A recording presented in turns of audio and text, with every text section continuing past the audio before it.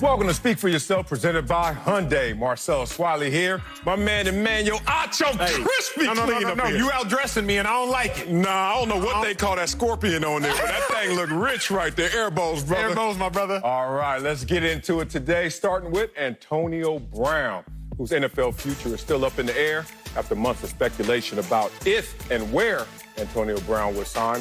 One NFL insider, former GM Mike Lombardi, says Tampa Bay is chipping away at the idea of signing the troubled wide receiver.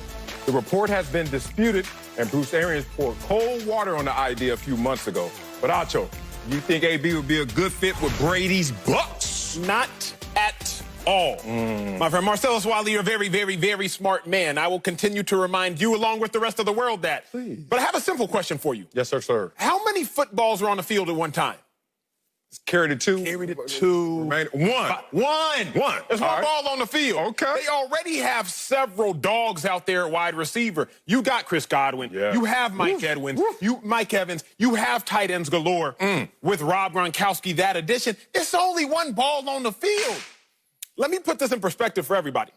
Antonio Brown, in the last 6 years, the fewest targets he's ever had, 153. The fewest targets Antonio Brown has ever had in a season he played. Right. He wants the ball. That's what receivers want.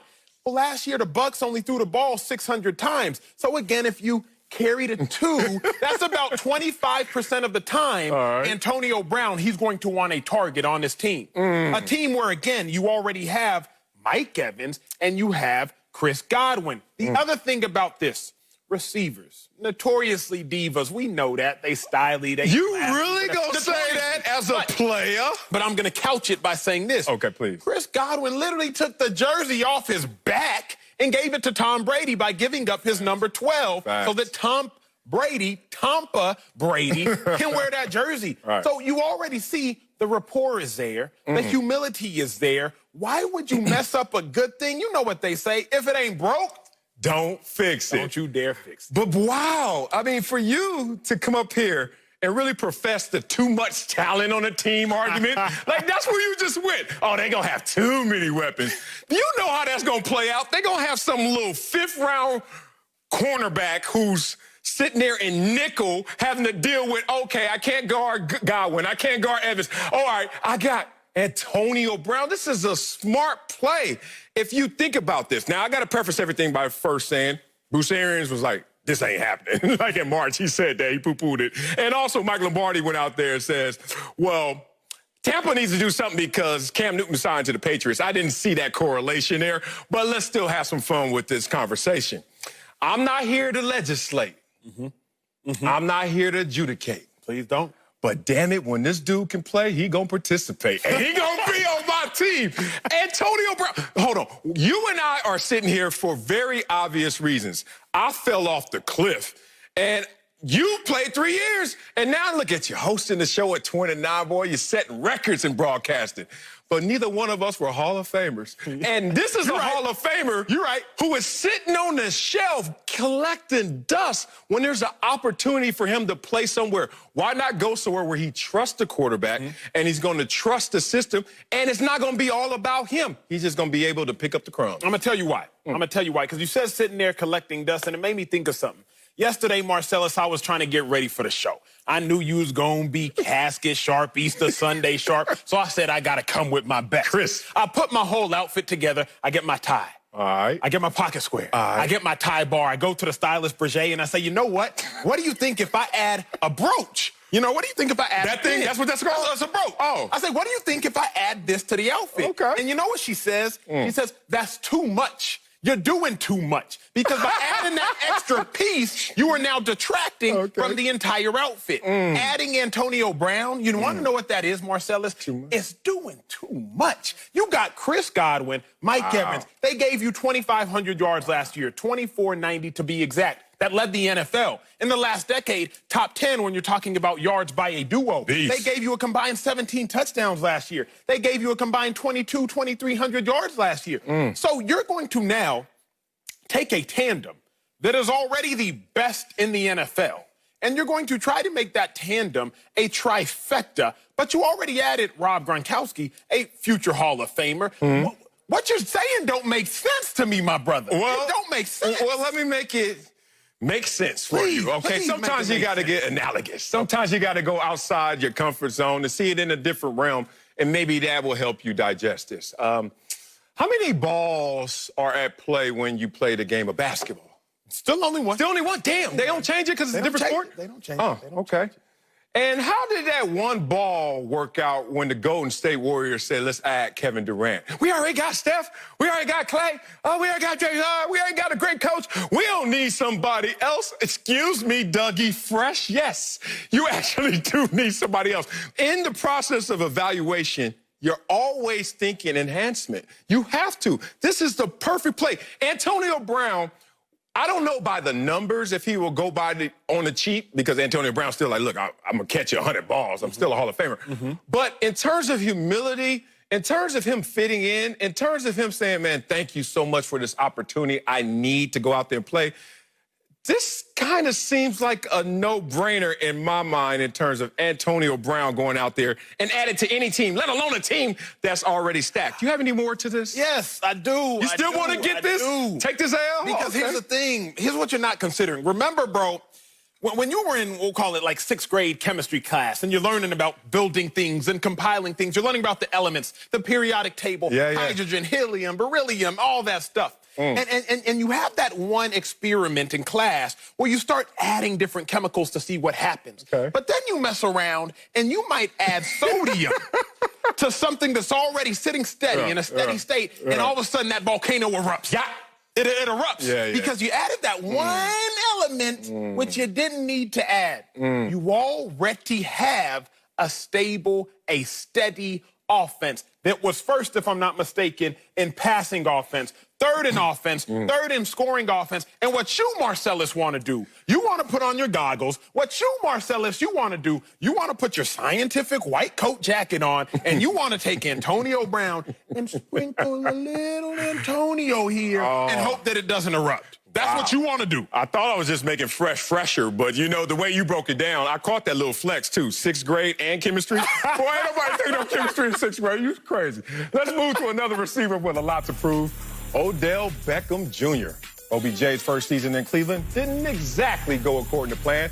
And after his workout buddy Cam Newton landed in New England, people started speculating Odell could join him. But the receiver made it clear he and the Browns have big plans this year, tweeting, quote, "You can find me in the land, homie. We got unfinished business." So, Acho, you think Odell and the Browns are contenders or pretenders this year? Man, it's no disrespect to Odell. Odell, to me, the most athletic player in the NFL. Odell, to me, the most talented, or at least one of the top 3 most talented receivers in the NFL. But I study history because history will often predicate and tell you about the future. So chemistry and history. Damn, your 6th grade was tough. It was tough. It was tough. I barely made it, okay? But here's what I know. Man. In 2016, Hugh Jackson, they struggle with the Browns, and he says, well, after 1-15, that's not going to happen again. We will not go 1-15 again. Well, he was right. 1-16. Okay, I remember Baker Mayfield after week 1. They win, dilly. We still got a lot to accomplish. We have unfinished business. Well, next 2 years, they lose 17 games. I remember Jarvis Landry. He gives a very profound and motivational speech on Hard Knocks. Rah, we gonna get everybody right. We saw what happened to the Browns that season. So again, Odell Beckham, 2020. We got unfinished business. All right, here you go. Here's the problem, Odell. I'm not convinced that business will ever get finished. I think that is a business that unfortunately will stay unfinished. Again, it's no knock on Odell. It's no knock on any individual participants in that overarching entity. What I am simply saying is that history has told me the Browns make promises that they can't keep. History has told me the Browns write checks that they cannot cash. So if you're asking me to answer the question, if you're asking me to bet on one side, I have to bet on history and say the Browns are pretenders. Wow. I'm going contenders all the way. Complete 180 from you. That is funny, though. When you go 1-15, you say, we will not do that again. ain't doing that again. But wait, it gets worse. The next year you go 0-16. That said, they are contenders. First of all, I'm just going to read off names. And this is a fun thing we should always do with the casual fan, people who didn't really walk in that locker room on the field. When casual fans can read off names of your squad, you got a squad. You got talent. When I can say Kareem Hunt, oh, yeah, you're not even starting. Nick Chubb is in the building, right? Yeah, man. So look at that duo right there. You talk about adding Austin Hooper with Njoku. Now, you got too much squad. Odell, Jarvis, healthy. Baker, all these guys sitting outside of their greatness in terms of what they realized last year and realizing, hey, it's time for me to go out there and step this up no matter how great I've been and no matter how difficult this task is. But I think the most important thing is to really look at leadership. This is about leadership. You talked about, I'm tired of hearing the Browns say something they can't live up to. I don't care what the building says. I don't care what the uniform says. I care about those who are wearing that same uniform. When you get a coach in there, Kevin Stefanski, who comes from Mike Zimmer. Now, Mike Zimmer was my coach in Dallas. Mike Zimmer is about the NFL and coaching at the highest of level. He's on the top 10 list, too, as well. You got to respect that. So the point of this is you get a guy who is going to give you structure, defensive-minded in terms of what Mike Zimmer is going to lend him. And this is a team that led the NFL last year in missed tackles. We all know. A lot of people think that's a physical thing. That's a physical execution. Boom, boom. Hey, pay attention to details. Finish the process. I think you bring in that type of leader, that's going to give you positive results. What you did, Marcellus, you're right. The Browns, they will contend for the all-name team. They will, because they got names now. They got names. Squad. Baker, Heisman winner, right. #1 overall pick. Right. Jarvis, he a dog. He a dog. He gonna put up numbers. He a dog. Odell, I already praised that man. I can praise him again. He a dog. He a beast. Kareem Hunt. Nick Chubb, in college was a beast, came in first year in the league. Beast. David Njoku, Nigerian brother. They got names now. Yeah. But names don't win you games, Coach. Names don't win you games. And so I'm not worried about the Browns, the players, the individuals. But individuals and team are two completely different things. Now, can Stefanski come in and right the ship? Let's hope so. The Cleveland Browns drafted me. So first and foremost, I always have to put some love and respect on an organization. Really? That bonus was that big? That bonus was that big? I was a 6th-round pick, okay? Oh, that bonus was squandered quickly. But the Browns just can't get right for whatever reason. Yeah. And so every year we take this same leap of faith. I was arguing with Dan Orlovsky last year at a different network about this same conversation. The Browns are going to win 10 games. The Browns are going to win the AFC North.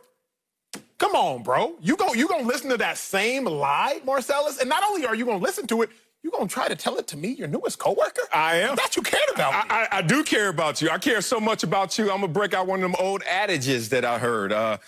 It's funny if you look at an army full of lions led by a sheep. A lot of people will be in fear of that, but they say you shouldn't. You should actually fear even an army of sheep that is led by a lion. And if you talk about Kevin Stefanski, as I know Kevin Stefanski coming from the Mike Zimmer tree, oh, they are now an army of lions that is led by a lion. I'm telling you, all of that stuff about Cleveland not living up to expectations of things of the past, we're going to see them go out there and ball out. Coming up, after an MVP season, Lamar Jackson's got a whole new kind of pressure this year. We'll tell you if he's going to take a step forward or a step back. Next, Speak for Yourself, presented by Hyundai. Welcome back to Speak for Yourself, presented by Hyundai. We just getting started, but let's move now to Lamar Jackson, who's looking for a big follow-up to his MVP season. According to Lamar's personal QB coach, Joshua Harris, the quarterback's got a target on his back this year, and he ain't stopped putting in the work to improve his passing and his mental approach to the game.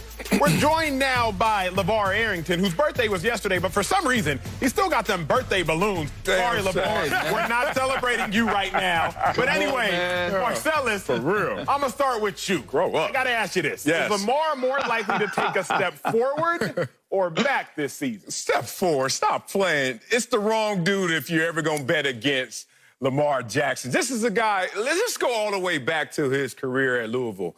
who's only missed one game, being this mobile running quarterback that should have been a wide receiver, has only missed one game, so he's durable. Now, let's talk about the production in terms of him getting better every single year in major statistical categories. Every single year. Completions, completion percentage, passing yards.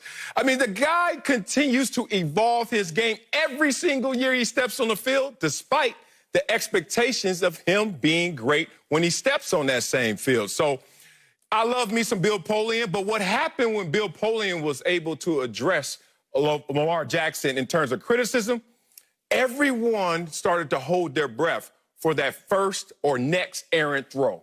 And that just gives everyone confirmation bias to look at him through a lens that is more negative than necessary. This is a guy who last year in the offseason went out there and said, I need to focus on my accuracy, changed his mechanics, and he improved it by almost 8 percentage points. This year, he's saying, I got to hit the deep ball outside the numbers. Beware, with the speedsters they have on their roster, if he's able to take that next step forward like he has in the past, everyone's in trouble. But let me give you some numbers, because a lot of people are saying, man, he set historical records last year. He was the MVP. He ain't going to be that great next year. He can't be the MVP again. Oh, contraire, mon frere. Look at these NFL MVP back-to-back winners as I have on this list right now, starting with Peyton Manning right there. Peyton Manning went out there, 4,200 pass yards, 29 touchdowns. People are like, that's amazing. He's not going to do that again.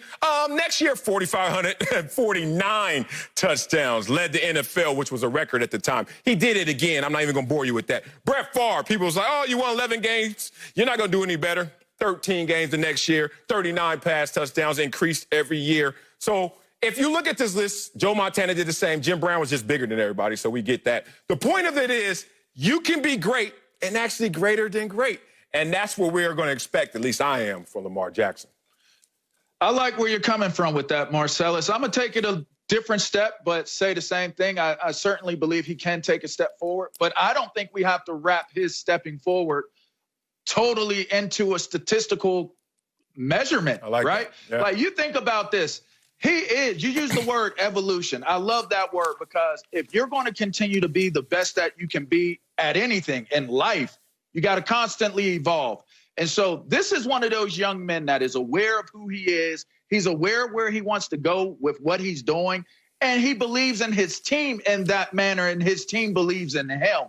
I look at Lamar Jackson, and he comes into this season, I don't look at him to run for over 1,200 yards. You know why? Because the evolution of Lamar Jackson will say, I can be more efficient in my running. If I need to run, I'll run. If I need to throw the ball, as his quarterback coach mentioned, listen, we know he has a target on his back. We know that what he's going to do now, everybody's going to look for him to be a better passer. But the reality of it is that he does not have to be a better passer as it applies to the way people are using it in the context that they're trying to frame him. All Lamar has to do is continue to evolve, be more effective and efficient as he learns more about what these defensive schemes are trying to do. It's a copycat league. You figure one out, you figured out half of them. You figure out 2 or 3, you figured out all of them. And that's the reality of it. So I think he takes a step forward. Don't base it off of his stats this year. Yeah. Gentlemen, I'm not necessarily going to disagree with you, because I'm smarter than that. But what I am going to do is I'm kind of going to throw a wet blanket, so to speak, on all of this, because I don't think Lamar Jackson will take a step back. I don't think he'll regress. I don't think that's the case. But I do think that Lamar may stay put as everyone else steps forward. Y'all remember the game Mother May I, and you're all standing in the line. Yes, remember that game, right? Yeah. And I'll be standing ahead, and Marcellus will, Mother May I take 3 steps forward, and Marcellus will take these giant leaps and bounds. Yes. And I'll look to my right, and I'll look to my left, and all of a sudden my lead has dissipated. I think that's what will happen with Lamar Jackson.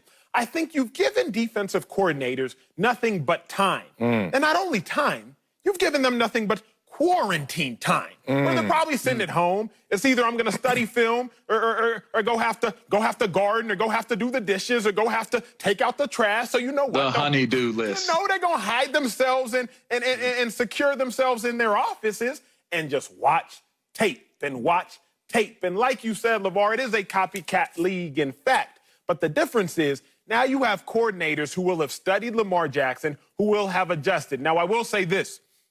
Just because you call the right call And just because you get a defender in the right spot, it doesn't mean that you're going to win that matchup with Lamar. That's not what I'm saying. But I do think that defenses, defensive coordinators, defensive players and schemes will adjust, and therefore Lamar won't have the same crazy head and shoulders advantage he had last year. Look, man, look, you scared. I'm just going to say it. I got to be frank right now. You scared. They watching film this whole offseason. The bullseye's on you. His own mentor, his quarterback coach said that to him. He said, hey, yeah, I get it, and I'm watching film too. Guess what? When you want to move, I can move too. You move, I move, just like that. Come on, man. Like, I don't give a damn if these coaches say, oh, we figured you out. Oh, you don't know my next move. And trust me, it's going to be faster than your move and whoever you put out there. This is an interesting topic in terms of like how it hits you in terms of your confidence and really your foresight in terms of confidence and what you want to attain. So many people get up the mountain. Teachers used to always say that. It's easy to get an A, but it's hard to keep an A. And I used to be like, no, it's kind of hard to get an A. And like in this class, and once you get an A, you're supposed to internalize that confidence and say, oh, these boys ain't gonna never catch me. But somehow in this world, we like let the pressure and the gravity pull us back down to where we think inevitably we're gonna just fall into the pack. Hell no. I am doing a show right now with a 29-year-old host. And I remember when I was a 35-year-old host, people were patting me on the back because they were like, man, we've not seen that. He's already Sean McVaying it up here, doing it earlier than I did. But even greater than that is that we're the first Daily Show that I have ever seen that has two athletes hosting it. So hold on. If your mind is not hell-bent on breaking new ground all the time, then you're not going to be great. But Lamar Jackson is great. You know why? Because his mind is hell-bent on always breaking new ground. The dude's going to ball. Can I just drop the mic on y'all real quick? Please. Do it. If y'all don't recall what he was doing on that beach that day that we talked about, him running into the jet ski, all those defensive coordinators need to do, if they're watching all that film, is watch when his flip-flops come off right there. Right there. And after that, I'm going to drop the mic after that because I don't care what defensive scheme you call, what you think is going to happen when you call over cover 2, dog right, make him run to the left. I don't care if you hit the A gap, B gap, C gap, or any other gap. When them flip-flops come off this man and you see that extra gear that he goes into, you say head and shoulders, Acho, he will not be that guy that gets closer where guys are now head and head with him. He is still going to be head and shoulders a little bit faster and better than these guys coming after him. Man, LeVar, you are correct, and Marcellus, you're right. Lamar Jackson is a trendsetter, but I will say this. He's no Marcellus Wiley or Emmanuel Acho. Coming up, Cam Newton is getting a fresh start in New England. But is it possible he's not a lot to be the starter? That's crazy talk. We're going to get into that next. Speak for yourself. Presented by Hyundai. Welcome back to Speak for Yourself, presented by Hyundai. Let's move to New England, where Cam Newton just signed and the quarterback is already working out with new teammate Mohamed Sanu. Despite the excitement, NBC Sports Boston says Cam's health is still an issue and that the signing isn't a knock on Jarrett Stidham. LeVar Arrington is back, and I'm actually coming to you first because yesterday in your birthday prep, you said Cam wasn't a lock to be the week 1 starter in New England. You really believe that? Thank you for giving me the microphone this time before you gave it to Young Pink Shirt. I had my pink shirt on today as well, okay? Here we go, guys. Listen, the problem with what you guys said on the show yesterday about Cam being the starter and me doing my birthday prep is that you failed to understand one simple fact here, okay? Please. We can get away from all of the statistical categories and all these different things y'all want to use to try to justify things and use those educational words that y'all use. I get that, all right? Here's an educational word for y'all right now. What? Nostalgia, okay? Nostalgia is allowing for you, Marcellus, and you, Acho, to not see the truth about what the circumstance present with one Cam Newton going to the New England Patriots. I was watching Mike Tyson not too long ago, and I was like, man, look at the way he's moving. He's lost all that weight. He's in shape. Like, he's hitting them bags hard. He's hitting that man's They even made memes where he knocked the man through the wall when he hit him with the pads, right? Then I start thinking to myself, that all looks good, feels good, until he really got into a fight. Like, imagine him getting into a heavyweight fight in the ring where it's a real fight going on. The point I'm making is the nostalgia connected to what I feel when I see Mike Tyson. What I remember of Mike Tyson doesn't allow for me to sit there and actually comprehend the fact that he would not be the Mike Tyson that I remember if he went into that ring. That's what you guys are suffering from with Cam Newton right now. His last surgery was a foot surgery. That man is an Adonis. He's 6 foot, what, 6'5"? The dude is at least 230 some pounds. The man is big, all right? When you're talking about surgeries that come from pressure-bearing joints and places on your body, we all know as football players, what's the first thing you say, Marcellus, as an old head? What's the first thing you say? Clock's ticking. Yeah. You know why? Because you can't get out of the way of that. So now we got to see, is Cam Newton healthy enough to be able to do that? I'll just stop there and let y'all go with it from there. The nostalgia has hindered you both from being able to see the truth about him not going in there and just walking into being a starter. LeVar. Thank you, please. There is something called paralysis by analysis. Okay, by analysis. Okay. And you, my friend, have paralyzed yourself. That guy. By trying to analyze and break down all the compositions of Cam Newton's previous injuries. That guy. Where you at? Okay. That guy. LeVar. Okay. Get him. Okay. Remember, I think it was the episode of the movie Men in Black. Men in Black. And Tommy Lee Jones is handing out the guns, and he pulls out his big gun, and then he gives Will Smith this little noisy cricket. A little gun about this side. Okay, a little noisy cricket. What you're going to tell me with a straight face, LeVar, is that you can walk into this locker room as Bill Belichick. You can see Cam Newton in all of his glory. 6'5", 250, chiseled like Marcellus Wiley in his prime.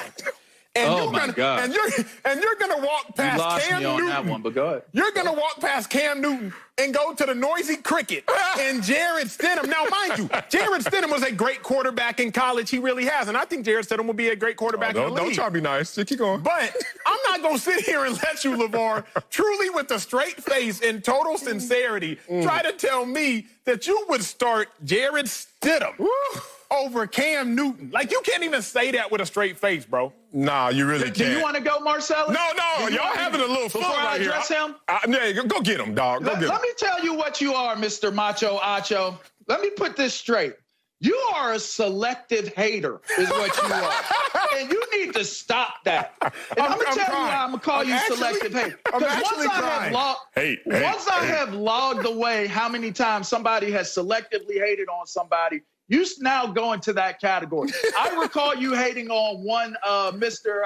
What's my man out in San Francisco? Oh, Jimmy. Yeah. What's that quarterback name? Jimmy. What, Jimmy G? Okay. Weren't you just hating on Jimmy G the same exact way you're hating on Stidham right now? How so, Where did Jimmy G come from? Where did he come from? What team did he come from? Here he goes. Tell me what team he came from. The New England Patriots. The same team that Mr. Stidham's on right now. So maybe you got a connection with New England that you don't like about some of these quarterbacks. But yes, with a straight face, Stidham will start. And let me tell you something. It is not the Patriot way for a guy to come in and just because you look at what his size looks like and what his stature is, and the nostalgia connected to one Cam Newton, you're not going to sit there and justify that. I'm going to take Stidham out and put this guy in. What if he falters coming out of the gates? What if he can't spin them tires coming out of the gates? And now you have sat there and you have alienated Stidham. Now you have made him to feel like he's a second-rate citizen in the locker room that he came from based upon what? What y'all think he's going to do? Y'all better leave me alone with this selective haterism, man. I'm blocking it, man. I'm blocking it. Well, it's kind of obvious that the drinks haven't worn off just yet from the birthday celebration yesterday. You're still intoxicated on this Jarrett Stidham campaign. Go, Jarrett. Like, they just divorced Tom Brady. They ain't getting married that fast, and if they are, it ain't gonna be the Jared Stidham. Talk about it. They gonna go in them streets, hit the club, and then they gonna see Cam walk through and say, Lord, I know I said I ain't gonna fall in love again, but damn it, Cam Newton's in the building. And look, I'm gonna be real about all of this. You are measuring Cam Newton in the wrong perspective. Let him know. You're looking at that Ferrari and saying, I don't know about it. You know why? Because you're looking at it when it was on flat. A Ferrari, I don't care what car it is, on flat, it ain't gonna roll right. Change the tires. But they changed them tires. Change them tires. My man been out for a year and a half, basically saying, you know what? Okay, I got something for you. And you seen them videos. That Ferrari ready to roar once again. So in this situation, you got to respect who Cam Newton is. Look, we all been through the formality. I was a second-round pick. You were the second overall pick. He got money. Hella money. They go through that morale formality and try to protect the egos and personalities of the status quo. And they put you third on the depth chart. I told you yesterday, LaDainian Tomlinson, who was the 5th overall pick and a Hall of Famer, they had him third on the depth chart behind dudes that he could walk backwards and beat in the depth chart. And he actually did. Marcellus. So I'm not trying to hear this fake depth chart you're trying to give me. Day Marcellus. 1, week 1, Cam Newton's in the building and he's starting. Marcellus, I was looking at your suit earlier before we came on the air, and I was like, man, I wonder why he has this on. Now it has become clear.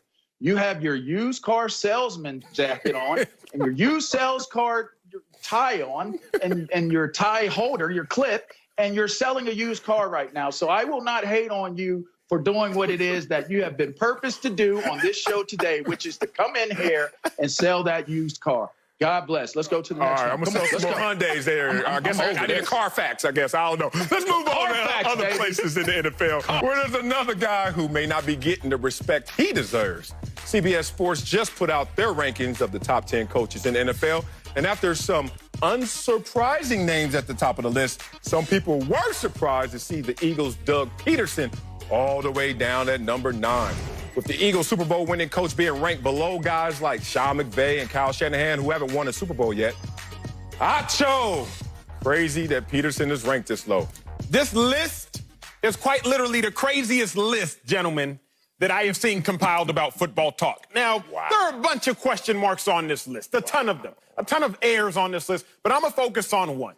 To have Doug Pederson at number 9, behind guys that haven't even won Super Bowls before in Shanahan and McVay, it's absolutely ludicrous. Doug Pederson is a top 5 head coach, and I'm going to tell you why. Ludicrous. It has nothing to do with last year and what he did, still securing the Eagles' home field advantage with such a limited and depleted roster. But let's go back to 2017, the Super Bowl champion 2017 Eagles. Let's think about what happened that season. Starting left tackle, future Hall of Famer Jason Peters, hurt. One of the best all-purpose running backs the game has ever seen in Darren Sproles, hurt. Star special teams player in Chris Marigold's hurt. Star linebacker Jordan Hicks hurt. He takes a completely depleted roster. He loses Carson Wentz, who likely would have won the MVP that year. He takes Nick Foles, a man who contemplated retirement, and he goes and he beats the Patriots when Tom Brady plays quite literally his best game and quite literally the biggest game on the biggest stage, which is the Super Bowl. But then I really started looking deep into the thing and said, what makes Doug Pederson so great?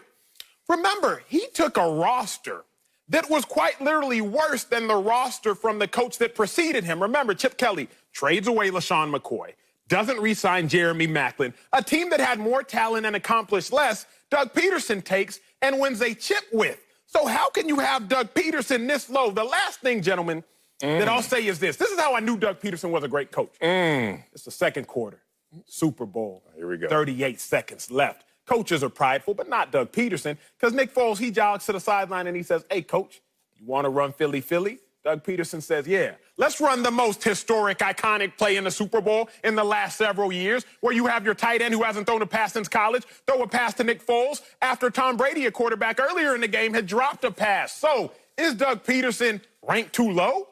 Absolutely, because the dude is top 5 and maybe top 3. Yeah, talk about 4 years' time as a head coach. You've gone to the playoffs twice and won Super Bowl. That's rare air, right? Like, you are breathing air that I think only 2 other active coaches have been able to do, which are on that list, and Peyton and Tomlin. And listen, when you look at it, I hate to be the one that pinpoints, McVay and Shanahan, because I think they've done very well and they've done excellent jobs. But I think that you got to take this list and you got to take those two young boys out. And I know whoever did the list is probably prognosticating on what they're going to be continuing moving forward, I would assume. But I think you just got to move those guys down from Mike Tomlin and take Kyle Shanahan and McVay and move them out and replace them. And then I think Doug Pederson ends up at 7 on the list. I'm not going to put him ahead of Curl. I'm not going to put him ahead of Tomlin. And the reason why is even though he's done very well, the amount of coaching and success that those guys have had in Curl and Tomlin also would require them to be a little bit higher on the list. So when I look at what Doug Pederson has accomplished, he's accomplished more than even what his mentor, his role model, and Andy Reid accomplished early on in his career. And so when you think about Doug Pederson, I just really find myself saying, okay, you know what? He has accomplished a lot in a little bit of time. But I do think that winning the Super Bowl and that amount of times, the frequency of going to the playoffs definitely is the reason why he should be higher. Oh, man. Doug Pederson shouldn't be this low, shouldn't be at number 9. I'm going to make a case that he shouldn't even be on the damn list. But I'm going to get to that. I know I'm going to upset you, Acho, in your pockets because you're a Philly guy and you play for the Eagles, so you're trying to protect your VIP pass and your parking space. But I'm going to mess with all that.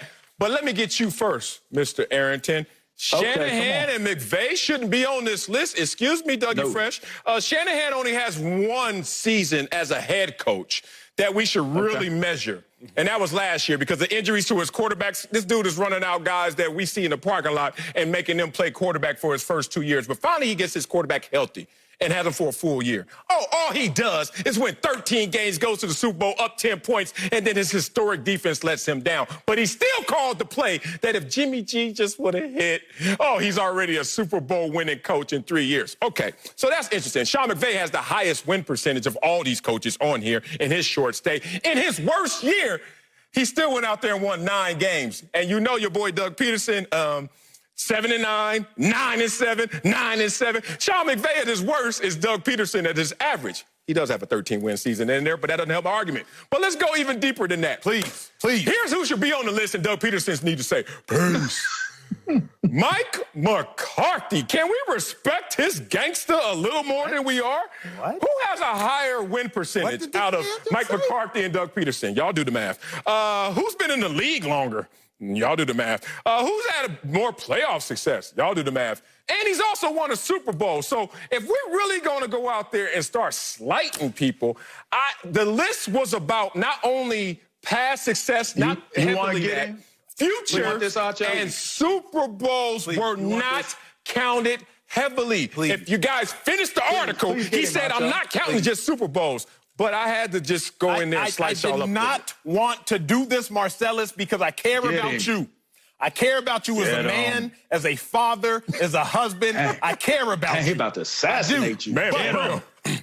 But your first point was that Kyle Shanahan, we can't even count the year because he lost his quarterback. Doug Pederson took a backup quarterback and won the whole goddamn thing. That's what Doug Pederson did. That was a starting backup quarterback. That was a quarterback that was thinking about retiring. Read his article, sir, and read his book. Thought about it, but they didn't. But beyond that, he was a backup. Mike McCarthy, we don't even know how good he is without Aaron Rodgers, quite literally the actually best quarterback physically the game has seen in the last 20 years. So how in God's name, his most gracious name, are you actually going to tell me that Kyle Shanahan deserves a pass because he had a backup quarterback and that Mike McCarthy belongs anywhere near this list? Okay, near this list. All right, for real, my mama didn't raise no fools. She didn't. I know when I lost the argument. Coming up, as the NBA nears a return, Adam Silver says the new COVID wave could put an end to the reboot.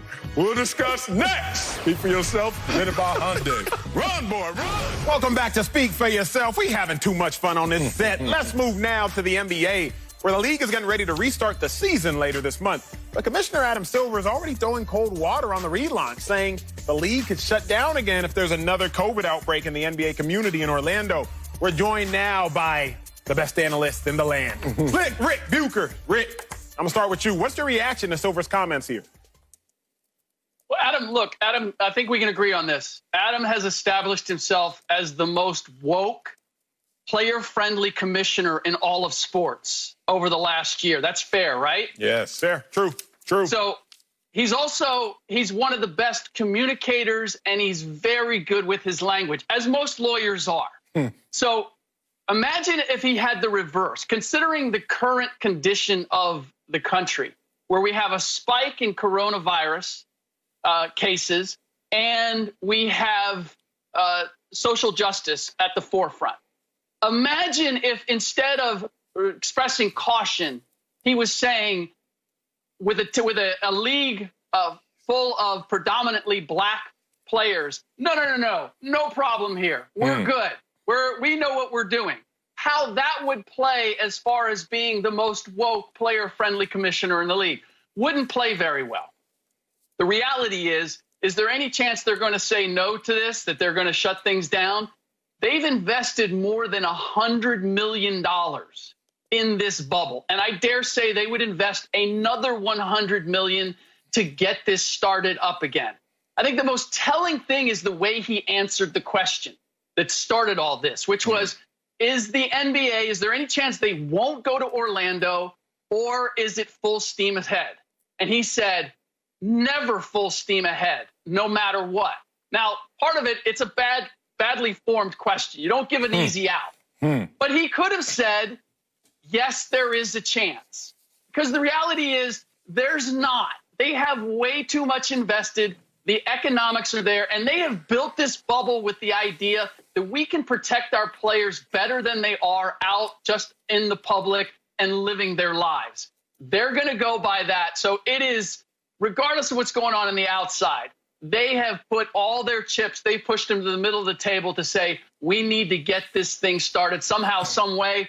But he needs to play it so that his players don't revolt, and so the public doesn't look at it and change their opinion of Adam Silver.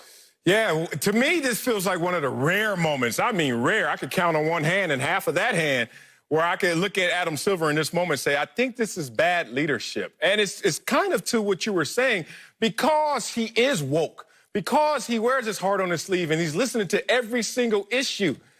You can't do it all, Adam. Perfect is the enemy of good. So I think right now he's just trying to carry the top floor and the bottom floor, which means you're carrying the whole damn building. I think you need a football mindset right now. Let me help you, because a lot of people don't want to say this because it sounds so taboo. But this last few months, we've been living through a health and economic balance and trying to figure out, okay, we got to protect everyone in their life, but also we got to protect everyone's money and their livelihood. Well, in football, the way we're going to look at the coronavirus is this. We are going full steam ahead, and if you contract it, you will be treated like you have a physical injury. You are out for 2 weeks. Basically, you will be out longer if you had a high ankle sprain than if you have to quarantine with the coronavirus. And I hate to have to say that for Adam, because I know he can't say that, but that needs to be the mindset, because in this world, when you're talking about running a business, a private business in the free market, there are no solutions. They're just trade-offs. So guess what? You're going to compromise the roster. It will be an abbreviated season with an abbreviated roster. And guess what you need to do in those moments? Go full stream ahead to give us the most out of the little we can extract from this year. Adam Silver, you got to be all in or all out. That's how I look at it, gentlemen. Like, Marcellus, you can probably get down with this. At over like 240 pounds, running is no longer a strong suit. And every time I step on the track, I'm like, okay, Acho, we gonna run these 2 miles, regardless of the lower back pain, regardless of the bad knees, regardless of the bad ankles, we gonna run these 2 miles. Because Slick Rick, if I'm ever like, if you start to hurt, just shut it down. And guess what? After about 1 lap, when I'm huffing and puffing, I'ma just tap out. You have to commit before you ever start that rain or sunshine, I'm all in. So Adam Silver, he has to realize, look, if you're going to separate families from players, if you're going to sequester players into dorm rooms, essentially, pull them from their mansions, pull them away from their wives, their loved ones, etc., you have to commit to the whole thing, because it's not fair to get into Game 2 of the NBA Finals and then shut it down? It's not fair to get into Series 2 of the Western Conference Finals in the next series and then shut it down. You're either all in or you're all out, Adam Silver. Coming up, is Antonio Brown going to reunite with Tom Brady in Tampa? Uncle Jimmy weighs in on the latest rumors. Next, speak for yourself. Welcome back. Let's talk Antonio Brown, whose dreams of a comeback may be getting closer to reality. According to former GM Mike Lombardi, the Tampa Bay Bucs are thinking about signing the receiver and reuniting him with Tom Brady. Joined now by Uncle Jimmy. Uncle Jimmy. Do you think AB would be a good fit for Brady's Bucs? What's up, Unc? What you think? Okay, man, let me tell you something, man. Talk to me. Both of y'all are starting to come across as a little too uppity for my personal preference right about now. All right? Here we go. See, both of y'all done got a little too bougie for your own good, see? Y'all done got to a point in life to see y'all don't have barbecues no more. Huh? Y'all have cookouts. Oh. And y'all know as well as I do that Antonio Brown is that dude that you do not want showing up at your cookout. Why not? Okay? But the only reason he shows up is because you done gave in to peer pressure and everybody telling you how good he's doing, how well he's doing. But you know good and damn well, as soon as he shows up, you know what's going to happen. Before you know it, he done busted Mike Evans in the head with a bottle. He cussing Tom Brady out for putting raisins in the potato salad. Not raisins.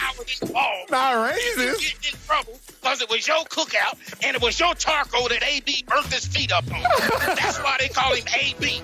Always burnt. Fool with him if you want to. Yeah, Not the raisins, Uncle Jimmy. For us, right? Who burned down the house?